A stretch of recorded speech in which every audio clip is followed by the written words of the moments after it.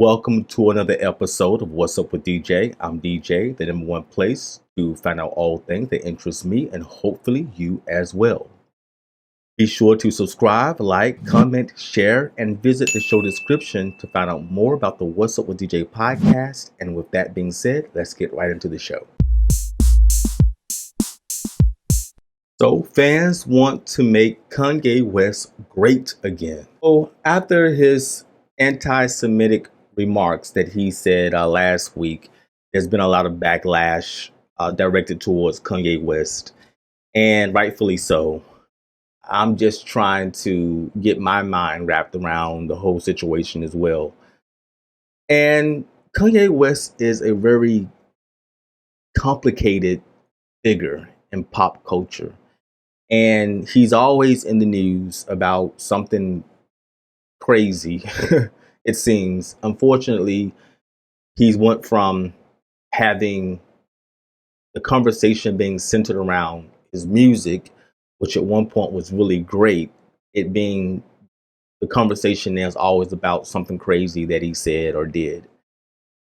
So after receiving so much backlash after his anti-Semitic remarks, he posted a handwritten note via Instagram saying that he was going to be quitting sex, alcohol, and won't talk to anybody for a month. He's going to stop watching X-rated films and not have sex for 30 days. So some kind of verbal fast. I don't know how that's going to solve anything, but I do think it's a good idea for him to stop talking. That doesn't necessarily mean that he is not going to be posting on Instagram and Twitter or whatever places he posts on social media. So, but I think it's a good thing that he is quiet. I don't know if he's doing this because he's trying to squirm his way back into those partnerships that he lost with, and the biggest one being Adidas. And he's trying to get in the good graces of those individuals. But one thing that I feel is that he never expected, I think he expected it to get a lot of media coverage, the whole White Lives Matter t-shirt and the anti-Semitic comments. I thought that, I think he believed he would get lots of attention for that, which he did, but I don't think that he ever expected it to be this intense. And he's offered an apology, well, somewhat an apology. I didn't realize that I could be considered anti-Semitic till I read one of the definitions of anti-Semitism. And I feel like this is God humbling me right now, because what I want to say is, like, black people are like, okay, Lex Friedman got you to apologize. Pierce Morgan got you to apologize to the Jews, but you never apologized to us about the George Floyd comment that made us feel bad. And I know that police do attack, and America is generally racist. And I understand that when we got to say Black Lives Matter, that the idea of it made us feel good together as a person, as a people. So when I said that, and I questioned the death of George Floyd, it hurt my people. It hurt the black people. So I want to apologize to hurting them, because right now God has shown me by what Adidas is doing and by what the media is doing, I know how it feels to have a knee on my neck now.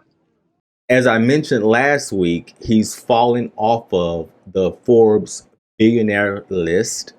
He was considered number 2 or number 1 as the wealthiest hip hop artist. And it seems as though Jay-Z is number 1 or number 2. I can't really understand how they're calculating the numbers, but at one point I was seeing that Kanye West was at $2 billion, estimated $2 billion, but that Adidas partnership now no longer, it seems though that he's now falling off the list with a $400 million net worth, and Jay-Z is number 1 and Sean Puff Daddy is number 2. So it's these are rich people's problems. Who 2 billion, 400 million, still it's a lot of money that he still has. The interesting thing about this is that one of his fans, I guess they want Kanye West to be a billionaire again. So they created a GoFundMe page for Kanye And GoFundMe took the page down. Before it was taken down, it had someone, or I don't know how many people, maybe one person had a chance to contribute $5 to that GoFundMe page. So, there are people out there that are in support of him and want to see him do well, and they want to see him as a billionaire. And, that's good that you still have people that support you after you've driven all this negative attention to yourself.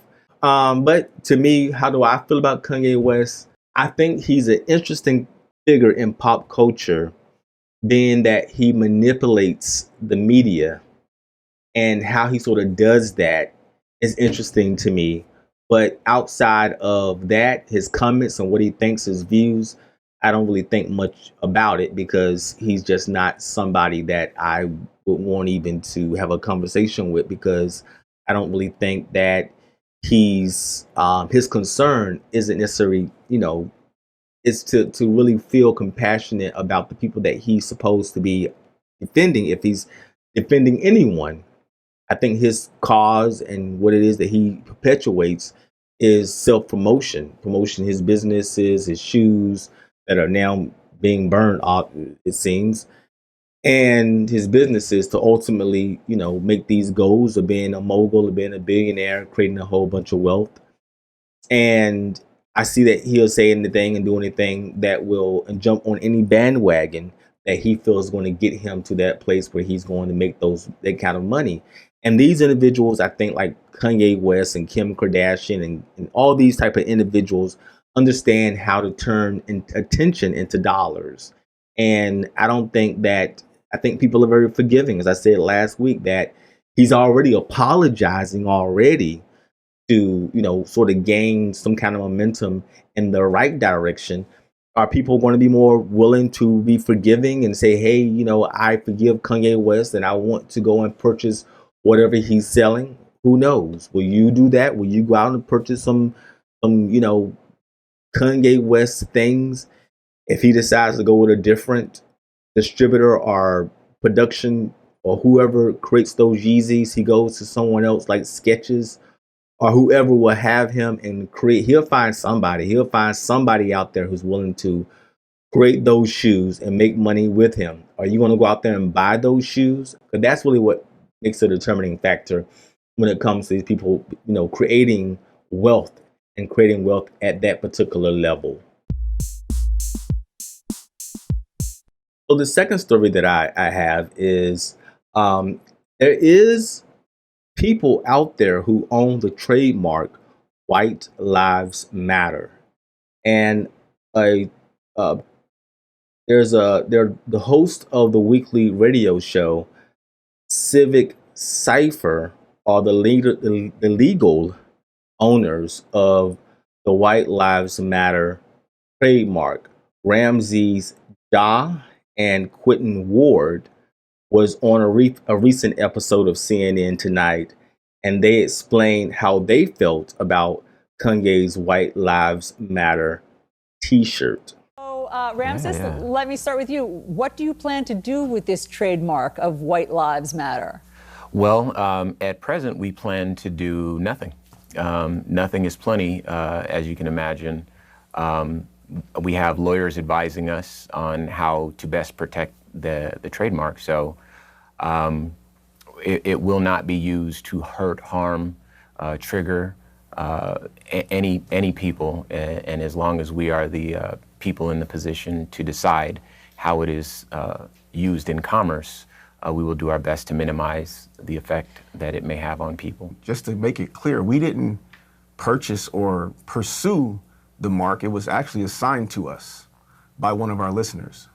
Seeing that phrase on a t-shirt, like imagine, I'd like to paint a picture, sitting on your porch and someone walking up to your home with a Confederate flag over one shoulder, a Trump flag over the other shoulder, Make America Great Again hat on, a t-shirt that says White Lives Matter on the front, and that says slavery was a choice on the back.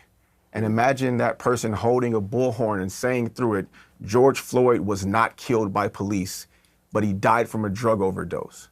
Imagine how that would make you feel, and then explain to me why I should feel different because the person wearing all of that stuff is a creative genius. We feel like, in fact, it's well documented that the term White Lives Matter rose up in opposition to the affirmation that Black Lives Matter. It has never been in question whether or not white lives have mattered in this country. It's a given. We know that. Everyone knows that. We felt in our community that we needed to say Black Lives Matter, particularly after the death of Trayvon Martin. And so, again, these other matter terms and phrases have rose up in opposition to that, to weaken the message, to dilute the movement, and to just be contradictory in nature, to give other people talking points in a conversation when the phrase was originally intended to affirm our lives having value. And so, again, being at the helm of something like this, being able to be the decider, feels very important. It's among the heaviest things that we've had to do as radio hosts. Listening to their comments, I think they seem to have a really balanced outlook about the issue, and they seem somewhat ambivalent about the whole situation. So I don't think they're trying to get into the hoopla, but it was just really interesting that they, sort of inherited the White Lives Matter trademark, and they have it. I don't think that they're looking to make any money off of this or try to promote this in any kind of way. But, who knows in the future how that may change. So as always, try to bring some spiritual aspects into the podcast, because this is a spiritual podcast. And I think that I think a lot of people have heard about the law of attraction, and the law of attraction just states one thing. It states that like attracts like, and whatever you have in your life, your friends, the money in a bank account, it all has been attracted through energetic vibration. And it even goes deeper than that. We are even conceived and born in a vibratory resonance. And let's just call it an aura that we all sort of have. And based on that aura that we have, it attracts things to us, or it actually in the same time repels things from us as well. Friends that we've outgrown, or friends that we have attracted, or experiences that we've attracted or have propelled out of our lives. And we experience happy times and sad times, but ultimately we always come back to our normal vibrational aura, which is basically an accumulation of our thoughts and our emotions and how we interpret our experiences. So what I try to do, and I hope many people try to do, is try to increase that vibratory resonance, ultimately increasing that aura so that we attract better experiences and are able to interpret the things that are happening in our lives in a more positive way. I think sometimes watching the news can bring down that vibration, because we see so much negative things in pop culture, in the press, in the news, that even sometimes I have to turn the news off because it's such a negative information flow, a negative flow of information. So what are some of the things that you do to increase your vibration? I listen to music. Sometimes certain songs will raise my vibrations. Sometimes reading something that is inspirational can raise my vibration. Meditation is definitely a great way. Journaling can raise your vibration. So what are some of the things that you do to increase your vibration and make your vibration higher? Because ultimately, by doing that, you are attracting certain things to you. You're attracting experiences that are going to be affecting you. And even if you are attracting negative experiences because you're still working, trying to get that vibration, get that aura higher, you'll find that you do have to interpret things that have happened to you in a what I call reframing where you are actually looking at past experiences and reframing it instead of as a negative experience. We try to reframe it into a positive experience. So that's the show this week. If you're listening on YouTube, be sure to subscribe, like, and share, and be sure to follow on Apple Podcasts. And, if you're listening, regardless of where you're listening to the podcast, always try to support. Please support the podcast. It helps grow the podcast. It helps to increase the following. So wherever you are, hit that subscribe button, hit that follow button, like. If you can, comment. If the place you're listening to, you can comment. It helps grow the What's Up with DJ community. And you can always email a brother by emailing dj@whatsupwithdj.com. You can find me on all social media platforms, well, most of them, Twitter, Instagram, TikTok, YouTube, Facebook, by just putting in What's Up with DJ podcast. Until next week, check you later. Bye. That's our show for this week. Thanks for listening. Please join us next week for another episode. You can contact the show by visiting www.podversation.me or emailing DJ at whatsupwithdj.com. And be sure to like, subscribe, and follow on Apple Podcast. Until next week, take care and be blessed.